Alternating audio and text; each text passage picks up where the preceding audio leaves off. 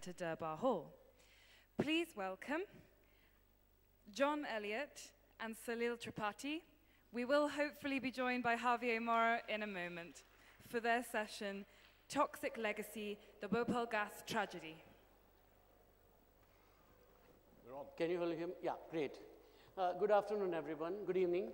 I'm Salil Tripathi, and I have with me John Elliott, and shortly, I hope we will have Javier Moro joining us. What we're going to do is start actually with reminding us as to what had happened 30 years ago and a bit in Bhopal. So perhaps it would be a good idea, because John has some visuals and images which we will see and talk about, and then take it. Can you see them from here? Yeah. So it's over to you, John. Yeah. Yeah, I'm a journalist. I was the Financial Times correspondent in 1984 and went to the site, which I'll come back to in a minute. But just briefly, the photographs that are showing now, the black and white one at the beginning, the first one was one taken by Raghu Rai, the famous Indian photographer, in 1984 of the site. And all the rest of them are photos that I took at the end of November when I went there. These are some women who suffered. This is the state of the plant, which shows how nothing has been cleaned up or improved since 1984.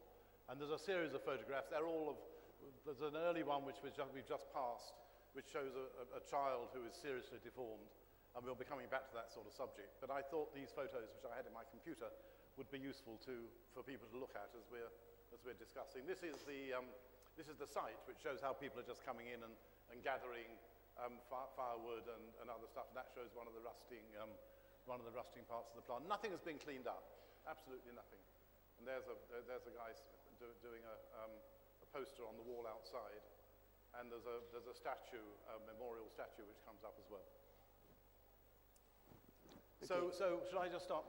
Yeah, no, yeah, so what I was going to do was, let's begin with what happened that night. And you were there 2 days later, which was as soon and or as early, at least among us who could have been there. So if you can describe what you saw, because you've written about the carcasses and so on, that would be very useful.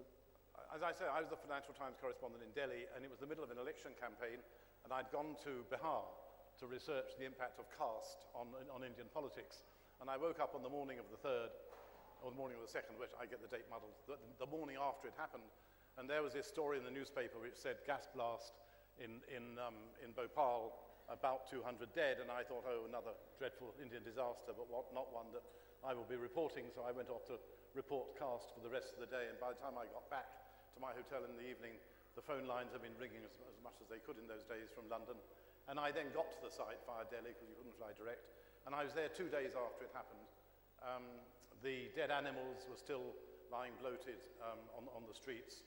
There was still a tang in the air of the toxic gas, and the funeral pyres were still burning. The next thing that happened was ambulance chasers, that's lawyers looking for briefs, flew in from America and started to the next stage of the story. What I hadn't seen was the crowds of people, thousands, who tried to escape out of Bhopal, because the gas covered an area of about 40 square kilometers, according to some reports. And after the ambulance chasers, the story developed. And I went back many times in the next few weeks and months. And what I realized as I talked to people, to the foreman, to the managers, and to others about the reason for it, I was having the same sort of conversations as I'd had in Britain before I came to India, when I used to write about strikes and labor relations. And it was rather like going to a factory where there was a serious strike, which was over some minor pay dispute, but it led up into a huge, great crisis. And there was always a story behind the actual reason why people had gone on strike, and very often it was because management had lost control of the factory. They'd lost control of the way to manage their employees, and that had led to a rebellion. In this case, the American owners of the plant, Union Carbide, had got tired of the plant. They just got tired of the investment. It hadn't become the huge, big investment that they hoped it would. It wasn't developing as they hoped it would. They withdrew some people from the factory. I'm not sure, without consulting all my notes, I'm not sure if there was even an American left.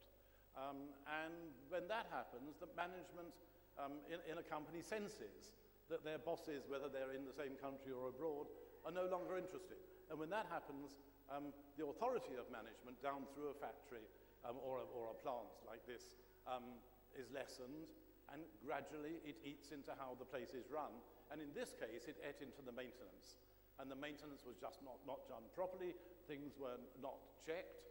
One of the key safety factors was under maintenance on the night that this happened.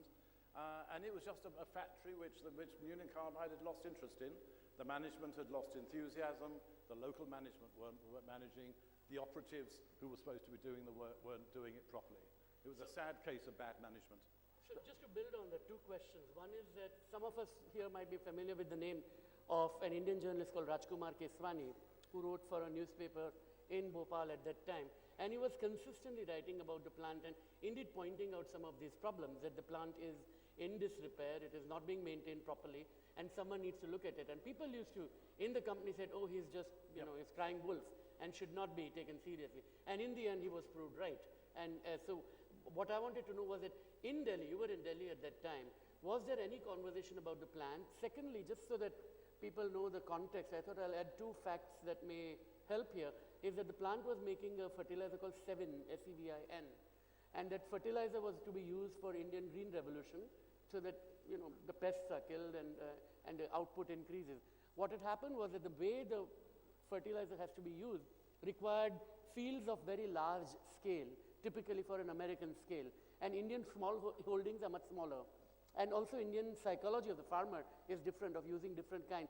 So it was not a successful product. And one of the things that in the article you sent me earlier today said exactly that there was a plan to ship the plant to Brazil or to Indonesia because it was no longer viable. Now in that context and in this feeling that the plant is in its last leg, one of the arguments that the company has been making all along, and even today, if you go to the Union Carbide and Dow website, this is what they will claim, that it was a disgruntled employee who sabotaged it. Was this the story you heard at that time? Was it wisdom after the effect? What happened there? I don't know. I don't believe it was sabotage. It could have been. But I didn't hear things when I was going there as a reporter in the subsequent weeks that really supported that. And of course, the disinformation that a company would want to put out in a situation like that, and maybe even the government will be happy with it as well, is that it was sabotage. Because if you can shift the blame from the company not looking after the plant properly, and from the government, the local government not running the safety measures properly, then you've shifted the blame to the individual. Absolutely. Just like most aeroplane crashes in India, they're blamed on pilot error. Yes. If you blame the pilot error, you needn't worry about whether the planes were fit to fly or not. Yes. But in that context, I mean, there was also, clearly there was a maintenance failure, but there must have been regulatory failure, inspections. So there has to be some culpability of the Indian government from a very early stage. Yes. We'll talk about the later stage culpability later, but there was clearly that the inspections were either not proper or maybe they were looking the other way, small bribes being paid and all that. That might also have been a factor. I'm sure it happens all the time here. Absolutely. I've heard many examples where companies just buy their way out of the regulations so they needn't be applied. Yeah. Now, one of the interesting things I thought I'll share is that when it happened, I was a student in the United States. I was doing my master's there. And the day it happened, the chemical industry of the US has their own representative body. And a woman called Charlene Cox was their spokeswoman. And she came and actually was aghast that people actually lived within the vicinity of a plant, and this was a dangerous plant and people shouldn't have been staying close to it, which showed a fundamental lack of understanding of the way Indian society functions. Because if you put up a big plant, there are people who are going to want to live and work there to get jobs, even to sell tea or to mend people's shoes or whatever it was. And there was a failure to recognize that. But what was interesting was in the years leading up to it, Carbide tried very hard to get majority stake in the plant. It had 50.9% share in the company, the rest by Indian institutions and shareholders. But as soon as this happened, one of the interesting things was that they said, we have nothing to do with it, we have no control, and it's entirely being managed in India. When you tried to meet and speak to Carbide officials probably for the story, was that the kind of thing that you were getting, that it's none of our business, it has all happened there, and it's an Indian problem? Yes, I mean, absolutely. Not that the American side were very available. Right. I mean, my sources were the local managers, right, and the directors. Right. And that you said was largely an Indian stuff. Yeah. Yeah. Now, in that context, Warren Anderson arrives in India on the day after, and 2 days later, even though he's been charged with culpable homicide not amounting to murder, and also one of the charges against him was to cause injury to cattle. That was one of the 5 charges placed against him. He manages to leave the country. Do you know what had happened there? Yeah, Warren Anderson decided to fly in and do the good thing and turn up and say how awful. And I know this story, but I'm about to tell you from both sides, both from the side of the people in the plane, and from the side of the Bhopal government, the Madhya Pradesh government, because I was told it by somebody in the Chief Minister's office. Warren Anderson flew into Bombay, got on a plane in Bombay to fly to Bhopal, and it was a stopping flight, and it stopped in Indore. Arjun Singh, who was then the Chief Minister of Madhya Pradesh, decided he would arrest him when he arrived. But he didn't tell he got all the police in place, but he didn't tell anybody what he was going to do. The police thought they were doing an escort job until he'd taken off from Indore to do that last leg into Bhopal.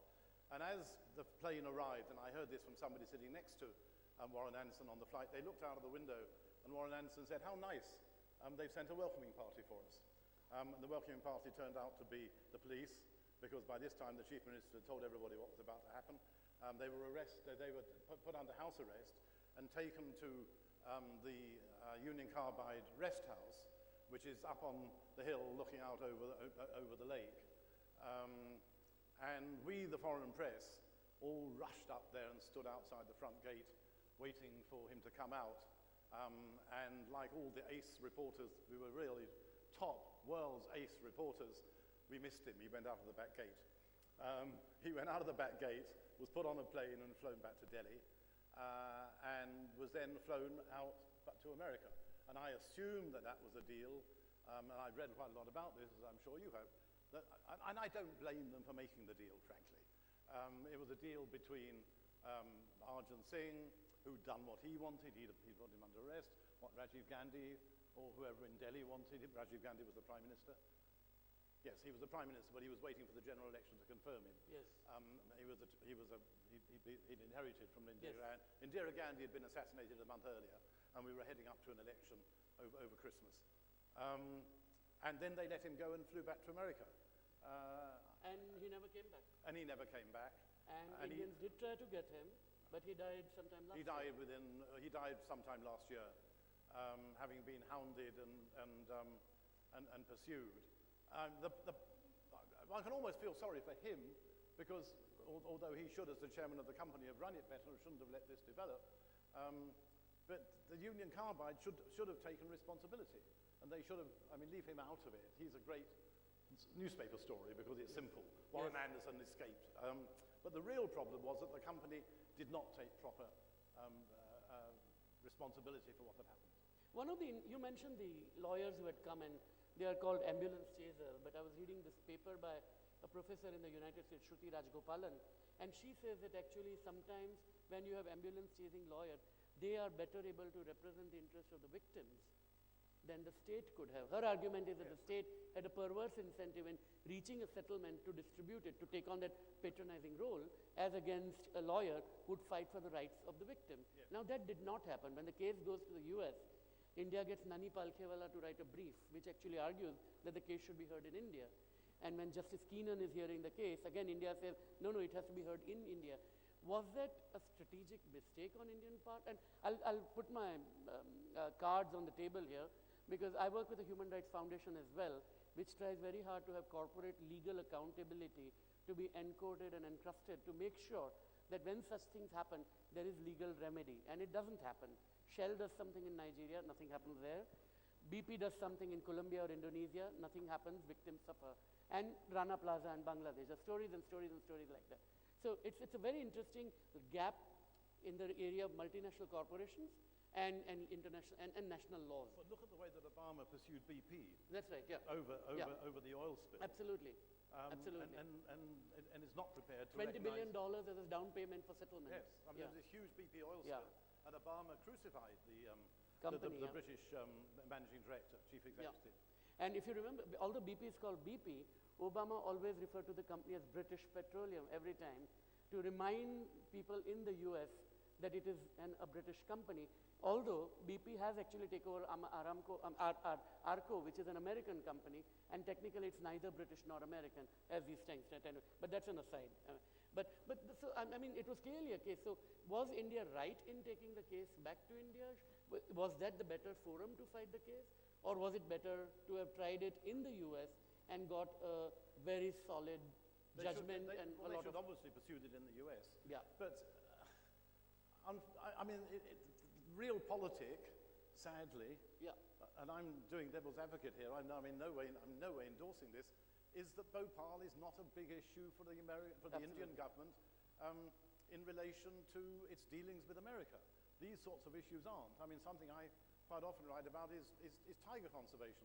And the reason tigers are poached in this country is because there's a huge market in China. The Indian government never takes that up seriously with China because there's so many other issues to be pursued.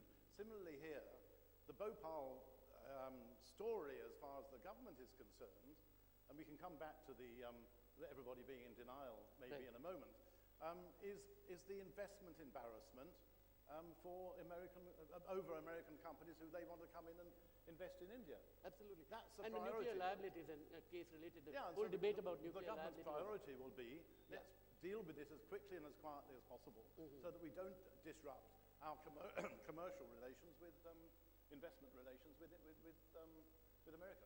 So the case comes here, and then something peculiar happens, doesn't it?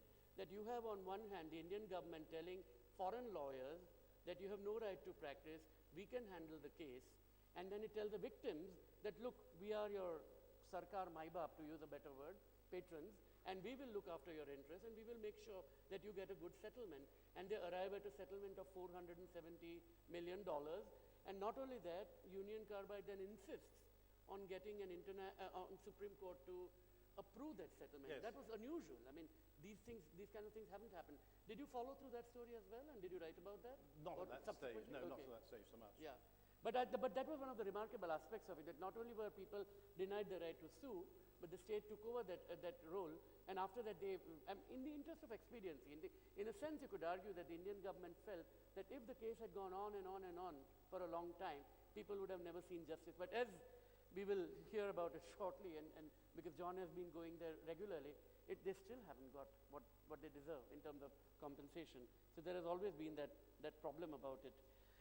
In terms of settlement, $470 million in 1984 terms is probably $5 billion today? Yeah, something like that. Was it fair? Not fair? Why not? No, it was way below. I mean, there was a huge debate at the time about the value of Indian lives compared with the value of lives in other countries. This crops up in all sorts of compensation cases. Yes. And it was clearly a settlement which everybody, apart from the poor people in Bhopal, felt comfortable with. Right. Now, another thing that has intrigued me, and I've been out of the country, so I didn't really report it as a story, but when the sale took place, you might be familiar that Union Carbide sold its global assets to Dow Chemical. But the Indian assets of Union Carbide India Limited were sold to a company called MacLeod Russell, which is now Eveready India. And one of the things that has intrigued me is that in this entire conversation that has gone around Bhopal, people have now shifted the onus, at least the NGOs and victims have shifted the onus and the burden from Union Carbide to Dow, Yes. but not on Eveready India. And now, is that a tactical move on their part? Hello, Javier. Sorry, I'm late. Not at all, not at all. Hello. Taken to the press conference. Yeah. I assume that's because the Indian side have been settled. It's an old tea company, by the way. Yes. The MacLeod Russell, MacLeod indeed, Russell tea company, which also owns Eveready, the Indian Eveready batteries.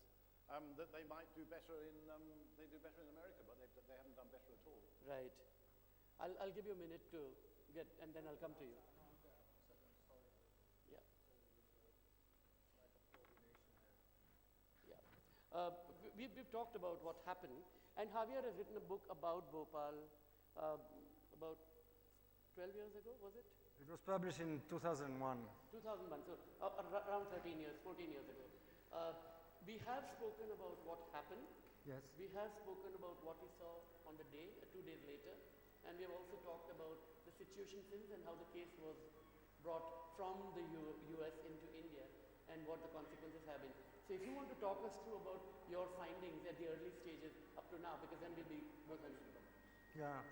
Well, my findings, it was a very difficult ordeal to write that book because, first of all, I was thrown out of the Union Carbide offices in America, where I wanted to interview some engineers. As soon as I mentioned the word Bhopal, it's as if I, bitten them with a serpent, a snake would have bitten them. So we were absolutely blocked from information from the company, and I decided myself to stay in Bhopal and to settle there for a few months. And Dominique was going to try in the States to do his own part of the research. In fact, we worked in coordination. It took me for a long time to try. First, we needed to know what was a chemical plant. What are the basics of a chemical plant? I mean, that's not an easy operation to run. Then we need to know, or the whole thing was to have a sense of what had happened. How come this dream of taking a new pesticide that was harmless to humans, it was the response of technology to DDT, to bring this pesticide to the farmers of India, a dream had turned into a nightmare. What had happened? I mean, how a thing like that could have evolved in such a terrible way. But what was your question? Because I lost the thread. Yeah, so no, my question was about the book itself. I mean, what prompted you to write it? Well, and what did you see what did you get in your investigations? What prompted to write it was that, in fact, I was starting writing a book on Chernobyl. I was interested in knowing what had happened there. And then Dominique came to see me and he said, "What, do you prefer to eat, boiled potatoes in Ukraine for a year, or would you rather live in India, in Bhopal, a magnificent city around the lakes, and do a research on the Bhopal gas tragedy?" And I said, "Well, but Bhopal, everybody has forgotten Bhopal." And Dominique very cleverly answered, that's why we should write a book, because Bhopal has fallen into oblivion. I mean, these guys, whether Chernobyl, there are hundreds of books. Chernobyl had, harmed white-skinned Northern Europeans, whether Bhopal had devastated the poorest of the poor of a city in central India, and that was major difference. Well, it didn't take him too long to convince me to come to India, I must say.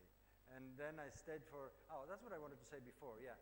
Finally, after a few months, I got a name, the name of an engineer who had taken with him lots of documents and who had kind of bad conscience and who wanted to talk.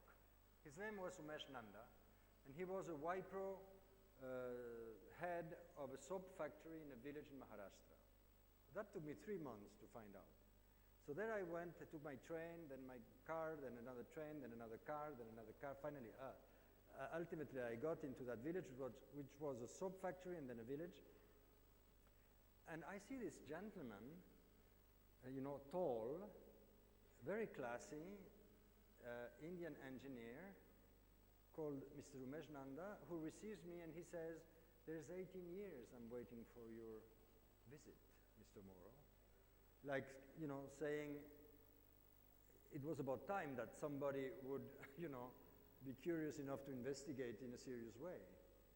And so he took me to his offices and he opened those, cupboards, metallic cupboards that were filled with the history of the plant.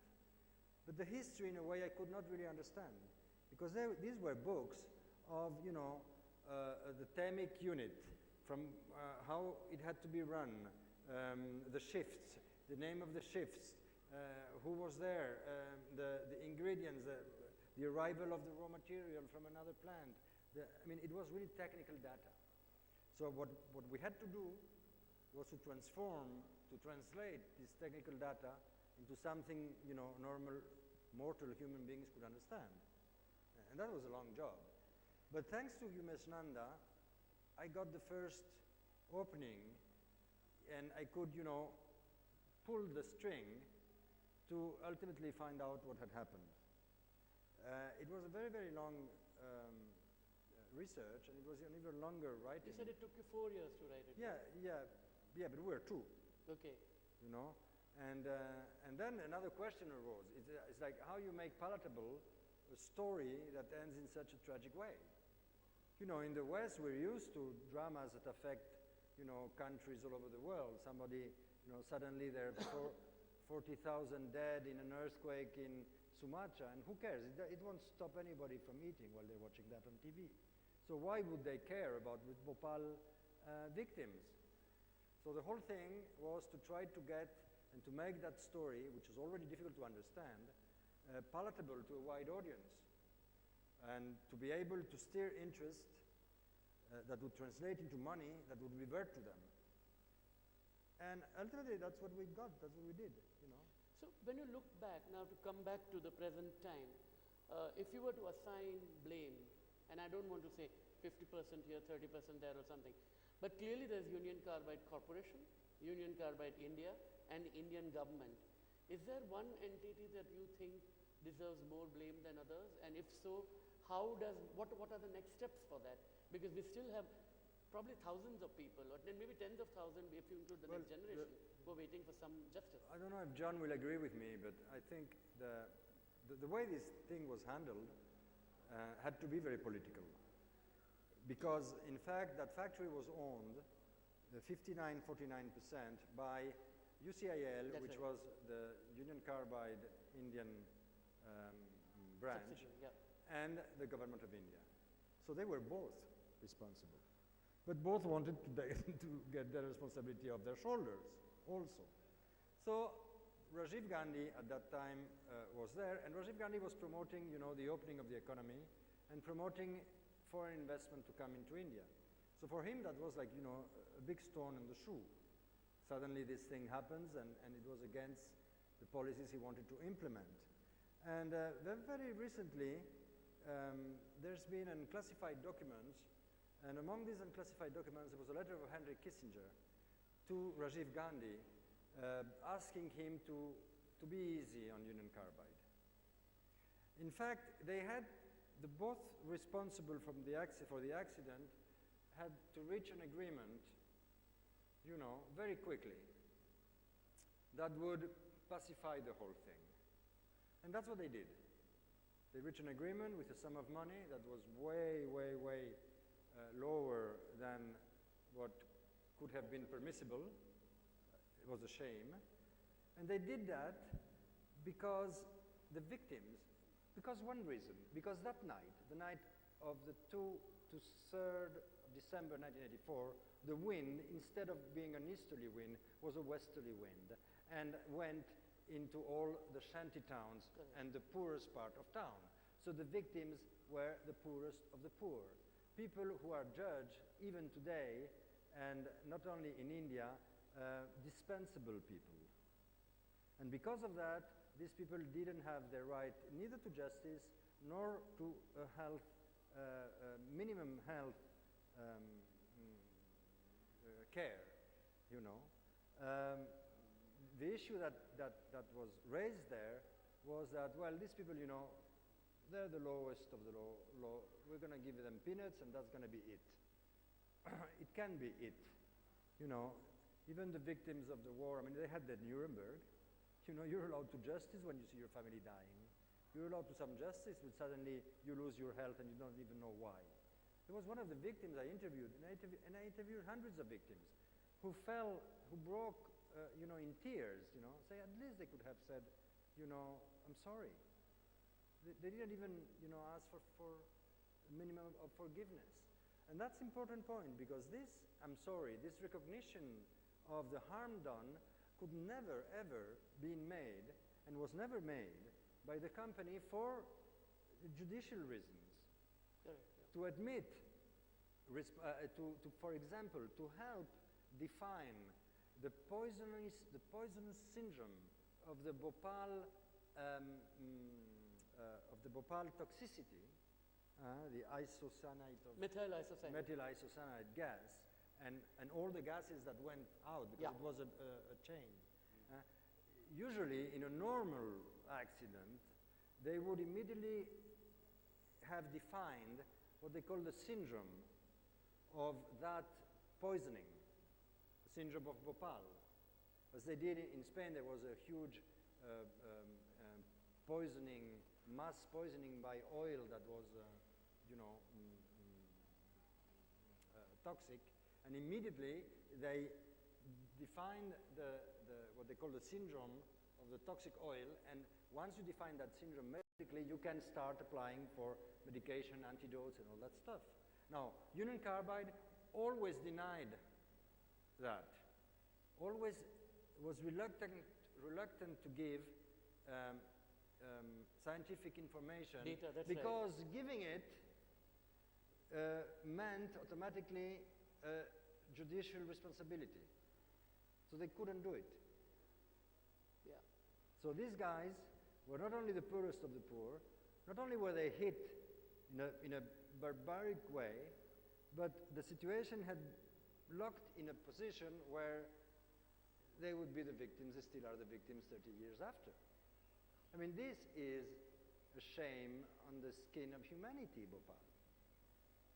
I mean, it must not go on. We must not treat these people as if they were dispensable, because if they are dispensable, anybody can one day be dispensable. I mean, it's not even a matter of morality, it's a matter of, you know, of living together. I mean, that's my view. Yeah. Now, you can disagree, my dear John. No, it's a very fair moral view, absolutely, yeah. And the problem is that we're not just talking about however many thousand people it was who were killed on that night, and the figure is anything between around 5,000 or up to 30,000, depending which figures you take. And so it's not just about the people and the relatives of the people who were killed that night, and the people who suffered but didn't die that night. It's about successive generations over the last 30 years who are still suffering. I mean, one of the pictures, I'm showing pictures that I took in November when I was there. There's a picture here of a very disformed, what word? Disabled child, yeah. A child. And there's hundreds like that.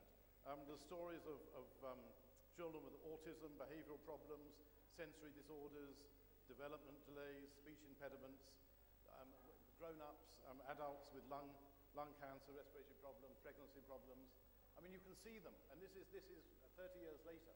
This is a continuing problem. Yeah, because that's what I wanted, excuse me, to just add this point. The difference between Bhopal and other similar tragedies is that, for example, you have an earthquake, okay? Have massive toll of victims, but from next day on, reconstruction starts. And you can move away from it. Bhopal has not stopped. Bhopal is an ongoing problem. Bhopal is an ongoing catastrophe. That is the major difference between Bhopal and some other, you know, tragedy, because it hasn't reached the point where you can start reconstructing, rebuilding those lives. And the fact that the plant stays the way it is, and the fact that some chemicals are still buried in the basement. Well, Amnesty International and others have alleged that it is contaminating the water supply. Groundwater supply Absolutely. has been tested by the Institute in Delhi. This was 3 or 4 years ago. Groundwater 3 kilometers from the site had pesticides 40 times Indian standards, allowable Indian standards, which probably means far more than 40 times international standards. Right. But the problem is that everybody is in denial about this.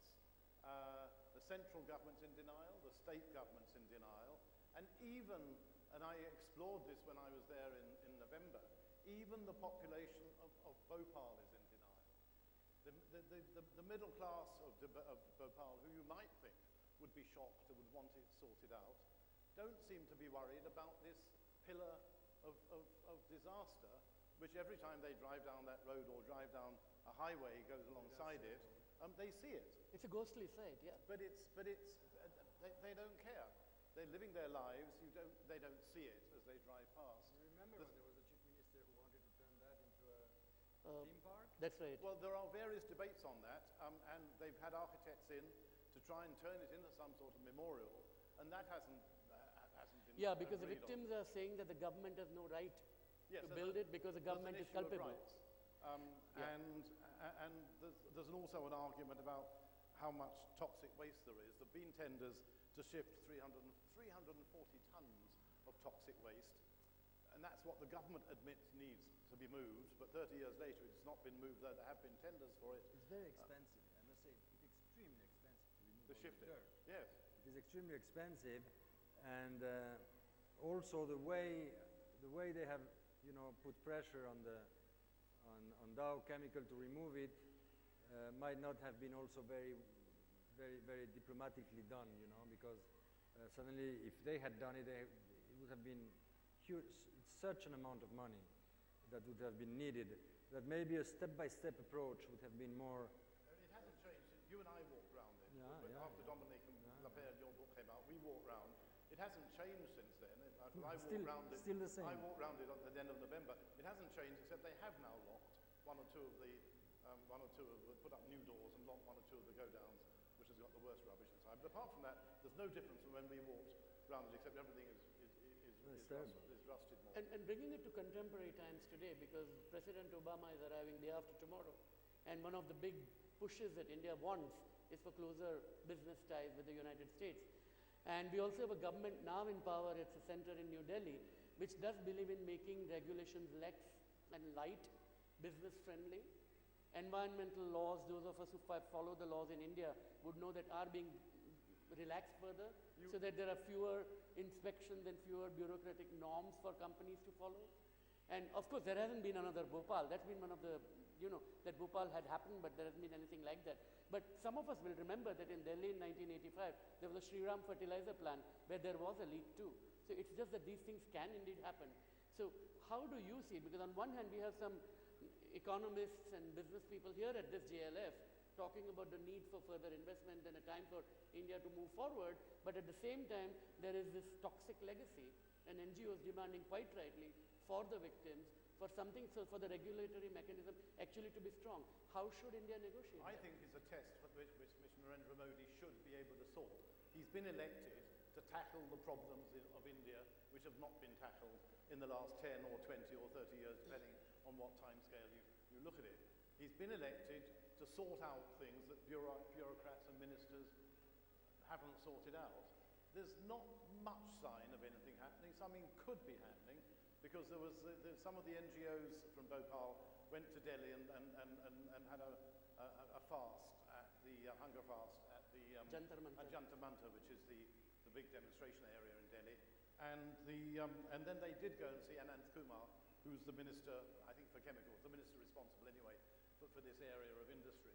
And that looked as though something might happen. And then a very senior civil servant was sent down to meet the guys, to meet the people, and that ended the fast. And everybody got terribly excited, thinking something was about to happen. I haven't noticed anything much happening, apart from the secretary of the Medical Monitoring Committee in Bhopal was replaced last week. I did talk to the Bhopal government, the state government, when I was there, and I didn't show any sign, detect any sign of any great movement.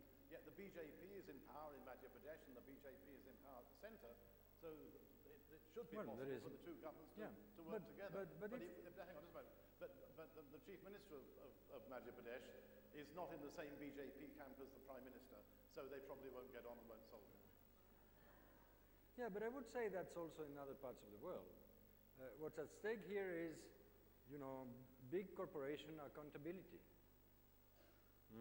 I mean, there has been a scandal now in Europe because they've discovered that all those big corporations, Apple, Google, didn't pay taxes in any of the European countries. You know, so on the other hand, you need investment, and you can't avoid big corporations today, like you can't avoid chemistry today.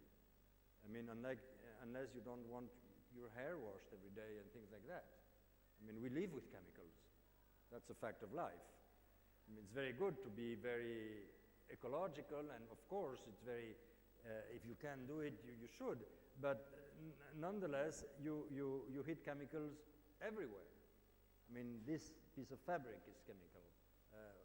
It's all there. So it's not realistic, you know, to go against chemicals or to make the multinationals, you know, the ultimate culprit of all our diseases. But it is true on the other side that you need to make them accountable. And that is, I think, the difficulty, even more so in a country like India, which needs that investment, probably more than Europe, you know. But speaking and that's a world trend, you know. But since you mentioned multinationals here, here's a counterfactual question, and I don't have an answer, but I'm just curious. If it were not a multinational, if it were an Indian company 100%, or if it were to happen today with a Chinese multinational in India, would the global attention have been the same? No. Is that right or wrong? No, it would have been a local accident. Absolutely. So how do we get past that? We are talking about corporate accountability, not only about multinational, but any company. Because another similar example is the case of sexual assault in Uber, the taxi company in New Delhi. It became a big issue because it was a multinational company, and there was even a temporary ban on it. But after the other rape case that took place, you know, the bus, nobody said ban all the buses after that. So I'm just wondering that whether, is it that the multinationals being there changes the whole nature of the debate? And the reason I ask is to ask about the role of the NGOs in this situation. I mean, both of you know Satyanath Sarangi and other activists who have worked on it. I'm just curious that have the NGOs played that card well? Should they have pushed for more? Should they have been more pragmatic? Should they have been more strategic? Or have they done everything right and the fault primarily lies with the state on one side and the corporation on the other? I didn't get the question exactly. So the way the NGOs have carried on the campaign for 30 years and appearing to be largely non-compromising about the issue, is that the right strategy, or are there incremental gains that they can have so that they can have some victory? Because basically to secure some immediate relief for the victims. Otherwise people are just waiting. Well, that's what we did. That's what we did with Satyanath Sarangi and with Sambhavna Trust. Mm-hmm. I mean, they're the only ones who stayed there, you know, with the victims. Satyanath Sarangi was a mechanical engineer. He was traveling in the region. When he heard about Bhopal, he came into city 2 days after the disaster, and what he saw, you know, marked him for life. And he stayed there with the victims till today. And he ended up building Sambhavna Clinic in the middle of the area that was, you know, very hardly hit, very close to the factory.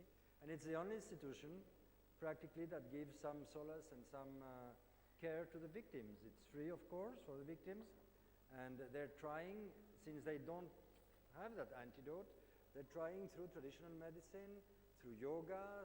Yoga is very good for breathing problems, I mean, and through also allopathic medicine, they try by all means to bring some relief to the victims. It's a very, very small, you know, drop in that ocean of disaster of Bhopal, but without that drop, you know, they would have missed it a lot, the victims of Bhopal. Yeah, without them, the situation would have been enormously worse, because they have done superb work. But something I forgot to mention earlier, which is tied in with this, is that there's no official records of all the ill health, all the patients, all the people who had treatment. There's no central records of all the people who've been treated and all the people who've been ill. So these NGOs have done great work. I do think, though, and Sarangri, I think, has done a fantastic job with his hospital and with all the other work, and there's another NGO. There is a situation now where there's gridlock, almost, between them and the central and the state government. And somebody needs to go in. It's not beyond the wit of man to solve this. I mean, go in and to mediate between the two, and to two sides of the NGOs and the state government, and to get them to talk to each other. But in a country, if you'll forgive me on this, I've been talking about this on another platform, where everything is just left so chalsahay and it'll all be all right eventually. I mean, nobody actually gets hold of the problem and shapes it. And that's what Narendra Modi ought to be doing. So in that context, talking about it's related, and that's why I raised this, the nuclear liability issue, which is a big one. And one reason India had taken such a hard stand with the previous government, with the US, was precisely because of the Bhopal experience. That GE and others would have probably wanted to sell the turbines, nuclear turbines to India, but they did not want that absolute liability, which is 3 times the compensation, and so they didn't want that. And India insisted on that. So should India still play hardball? I mean, there will be that discussion definitely next week. Yeah. There's two sides to this. One is India's worry of not being able to get back at the producer, the provider of the equipment, and there's the provider of the equipment's argument that they don't want to have to pay unlimited penalties for bad maintenance. There's a parallel here with a big order that's being debated now for 126 jet fighters. where Rafael of France potentially got the contract, but they're not prepared to stand responsibility for those planes that are made in this country in Hindustan Aeronautics. They'll be responsible for their own, but they're not prepared to be. So there's the quality of manufacturing and the quality of maintenance in this country is not good. The continuity of performance, there isn't a continuity of performance. So understandably, the foreign companies are worried. But in my view, yes, India should stand firm and should insist on the clause that it wants. So one final question before we go to the audience. If there were 1, 2, or 3 things you would like to see happen in the next 2 years in Bhopal, what would they be? Well, the recognition by the responsibles, of the harm they've done. But that would never happen. There was a terrible joke played once. You remember Yes, that? On the 20th anniversary? Yeah, who claimed that they were, There was a terrible joke because I saw Satchu crying there. I mean, they were all they came crying. on television and claimed that. There was, what was the joke exactly? Yeah, what happened was that there is this group in Canada, yeah. I believe, and they came on television pretending to be Union Carbide officials and said that we own up the guilt and we are going to compensate generously by this amount. And it led to a tremendous amount of thrill and excitement back in India. I saw And people later it was crying there. revealed that they were actually campaigners and they wanted to throw attention to the whole issue, but they were actually not part of Union Carbide at all, and Dow Chemical immediately said we have nothing to do with it, and the hopes crashed instantly. It was a cruel joke. It was a cruel joke, yeah. But, let's imagine that it's not a joke. And Yes. that would be the thing I would love to I'd have. like to see the central government I don't want to use the word responsibility. I'd like to see the central government take action and send a senior minister in, led by Modi in the first time, to get everybody together and sort it out in Bhopal. And at the same time, do some sort of deal with the American government that there's going to be responsibility accepted by it. And probably there's a need for a global understanding of this, because it's not a problem unique to US and India. I mean, increasingly capital is flowing everywhere. India is now an investor. It goes to Africa, it goes to other parts of Asia and Latin America. Chinese companies are everywhere. I'm not suggesting that Indian and Chinese maintenance standards are poor and therefore they will be bad, but it clearly means that the responsibility of a corporation outside where it is located and going elsewhere is the issue on for which we need a new And framework. there is also a much simpler question also, is that you cannot jeopardize security of a very complex and sophisticated thing like a chemical plant to profit for profit reasons. At the moment, it's a blot on the reputation of multinationals, and it's a blot on the reputation of India for being able to solve its own problems. Right. Let's turn to the audience. I think we have time for at least 2 or 3 questions. The gentleman here in the 4th row on the corner, in the aisle, yeah. 1 month back, there was an indefinite strike at Jantar Mantar in Delhi. Can you keep the mic closer to you? Okay. Yeah. 1 month back, there was an indefinite strike at Jantar Mantar in Delhi as BJT completed 30th anniversary, and Prakash Javadekar went there, and he too promised that they will raise the compensation amount. But the way the law are being relaxed, don't you think that when it comes to poor people, there are just promises, not action? When it comes to anywhere in India, you see tribal people, Adivasi, there is only promise, no action. And recently, this same government, you are expecting that they will do something for the people. They have passed the Land Acquisition RR Act, and it says that the land can be owned even if 20% agrees to the government. How do you think that this kind of government will work on that? Sure. Well, I think he's asking about the environmental laws that are being relaxed and the new Land Acquisition Act. Yeah. All of that seems to suggest that the government is very pro-business. I'm paraphrasing it. And because it's pro-business, how would the poor and how would the people actually benefit from it? And isn't this going to make it worse? Is that right? Yeah. Yes, I mean, obviously there's a risk.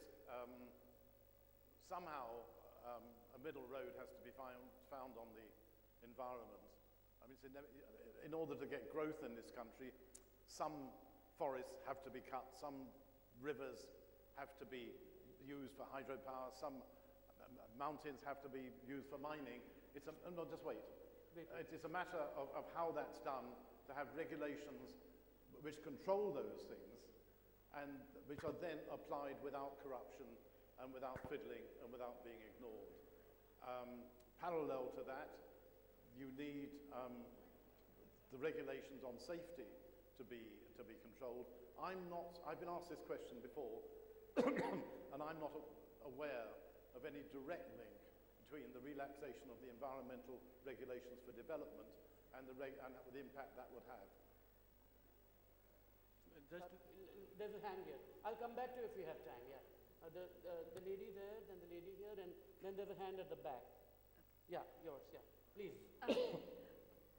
Well, my memories of that period of time are, we had very close relatives who were civil servants in Bhopal. And we were in the US, and in the US, there was such urgency to get in touch with them, but yet when we finally got in touch with them 2 days later, and they were actually in Bhopal, there was such a disconnect. And they were civil servants in Bhopal. There was such a disconnect that they barely had any information about what was going on with Union Carbide. And conversely, in the US, we knew people who were part of Union Carbide who were immediately transferred to Europe. So that from India to Europe, you mean? From the US to Europe. And then PR people were hired from the US of Indian origin who proceeded to make $10,000 to $15,000 a month plus retainers. And so it just became such a comedy of errors that how much of a role do you think that disconnect plays? And would you say that there would be any change if this were to happen now? So I think what she said is that she knew of Bhopal civil servants in Bhopal who were disconnected by it. And I think that ties in with what you were saying, that the wind was westerly that day, and it went and affected the poor shanties. Had it been the other way, probably the response would have been different. So the question is that how is it different now? Is India still in the same kind of a state? Is India still in a similar kind of a state of the disconnect between the rulers and the ruled? Well, yes, I think so. And between the high part of town and the low part of town. And it's never, I mean, you've seen the picture. I've got a picture by Raghuraya, which is coming up in black and white at the beginning of the sequence. Those shanty towns should never have been allowed to develop around that plot. When it was first built, there was nothing around it. I've got an earlier photograph, which I haven't got with me, of when it was built, and there was nothing. It was just... But that's what we're told in the book, and which explains local politics. I mean, those people that had occupied, how do you say that? There's a word for that. When it's encroached. Those people that had encroached all these piece of land surrounding the factory and even huge part of town, they were given their deeds not a very long time before the accident, in fact, because it was a vote buying device. You know, the local government had decided to give deeds to the encroachers to legalize them in exchange for the vote. That was the previous election, just before the accident. So everything is intertwined there. You know, I mean, it's not just a story of a bad foreign engineers that run amok and no, I mean everybody was, you know, everybody who had a little bit of power. And I'm talking about. The population knew that there might be leaks. I mean, there's one of the early reports talked about. Yeah, Keswani's reports was talking about that. Who said somebody's quoted as saying, "Oh, well, we didn't worry about it because every 10." This was before midnight when the smell first came. This happens every 10 days. There's a bit of smell in the air every 10 days. What I could never understand is that the director then, I'm not going to say his name because it's not a matter. The last director of the factory was an Indian. Mukund, wasn't it? Mr. Mukund. Mr. C. Mukund. No, Mukund. I think so, yeah. Yeah, but I don't want to, I mean, he's an old man now. The last director had been an MIT graduate, so brilliant that he came out like first or second of his promotion and was immediately, you know, caught and hired by Union Carbide. And then he spent time in Charleston, the head of Union Carbide in the US. Then he spent time in some other country and came back to India. And ultimately ended up ruling, you know, the Bhopal factory. Yeah. And the thing that doesn't fit into my mind is that this guy had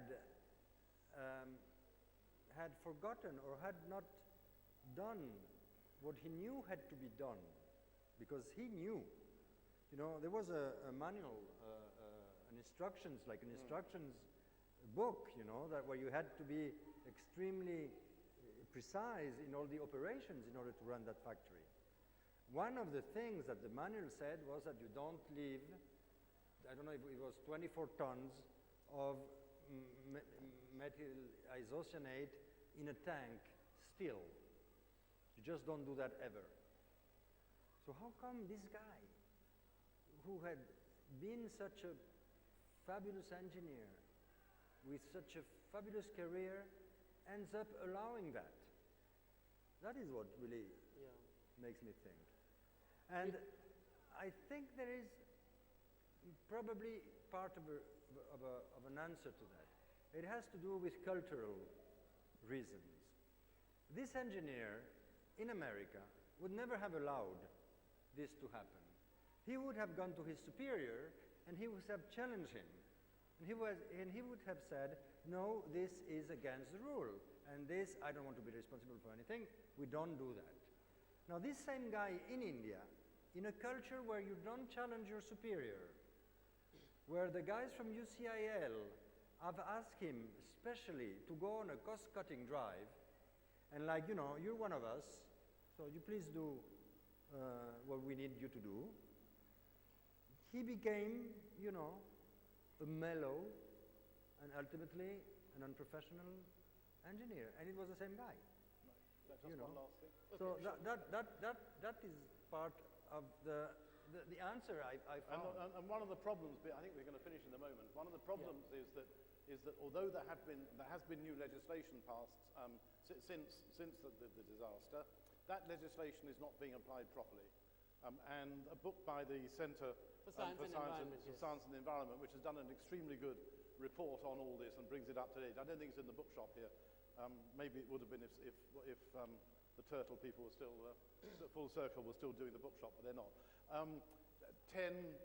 The second time I've said that from the platform, the second time I've got some applause. 10 other sites in India where there's potential Bhopal disasters, and mostly nobody's doing anything about it. Okay, we have probably time for one last question, which has to be very short, so that there can be a short answer.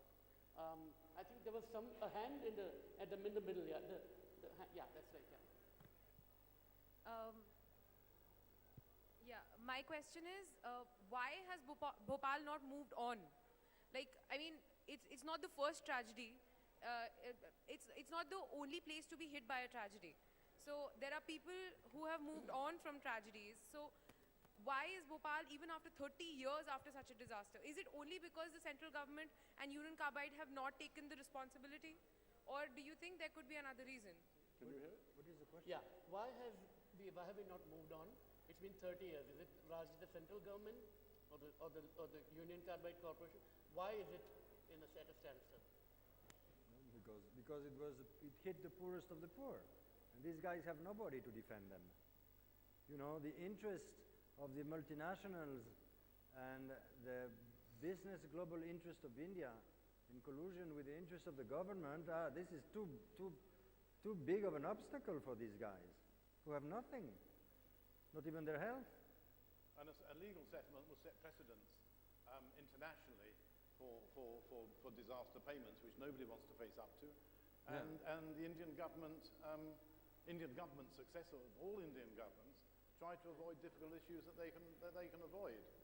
I'm not supposed to plug my own book, Implosion, which is in the bookshop, which is based on Jagad and Chaltahay, is not a way to run the country.